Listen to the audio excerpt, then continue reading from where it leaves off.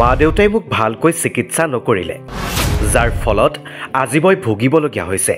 কিছুমান বেমাৰ আছে এনেকুৱা মা দেউতাৰ ভুলত ল'ৰা ছোৱালী ভুগে, সেই ভোগটো মোৰ হৈ গৈছে। তাৰমানে মা দেউতাই মোক ভালকৈ সৰুতে চিকিৎসা নকৰিলে, এতিয়া মই ডাঙৰ হৈ পেলাই মই ভুগিছোঁ। এতিয়া যোৱা 55 বছৰ ধৰি মই ছালৰ ৰোগত আক্ৰান্ত হৈ আছোঁ। বহু চিকিৎসা কৰিছোঁ, তথাপিও সুস্থ হ'ব পৰা নাই। কিন্তু আজি 55 বছৰে মই এই বেমাৰটোত জড়িত।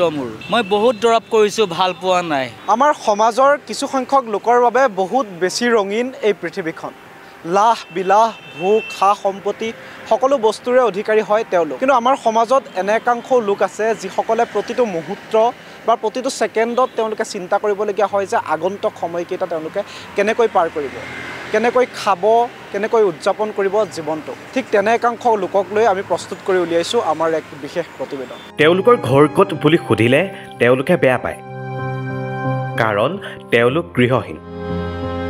ঘৰ দুৱাৰ মাটি বাৰী সা সম্পত্তি বুলিবলৈ একোৱেই নাই তেওঁলোকৰ।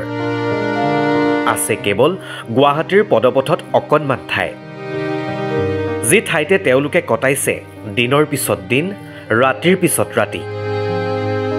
কোনো সুহৃদয়বান লোকে কেতিয়াবা তেওঁলোকক এসাঁজ খোৱাৰ যোগাৰ কৰি দিছে, আৰু কেতিয়াবা তেওঁলোকে খালী পেটেই থাকিবলগীয়া হৈছে। মই একেবাৰে দুখীয়া ঘৰৰ ল'ৰা। মোৰ মাও ঢুকালে, দেউতাও ঢুকালে, আৰু মোৰ ককাই ভাই কোনো নাই। মই অকলশৰীয়া।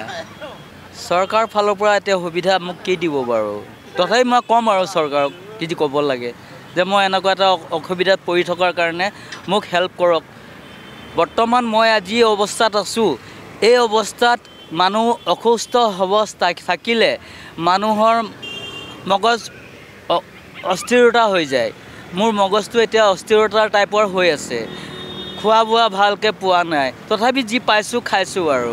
আচলতে তেওঁলোকৰ প্ৰত্যেকজনৰে জীৱনত ঘটি যোৱা কিছুমান অকথ্য সত্য তথা বেদনাদায়ক ঘটনাৰ সাক্ষী তেওঁলোক নিজেই। আটাইৰে সমস্যা বেলেগ বেলেগ।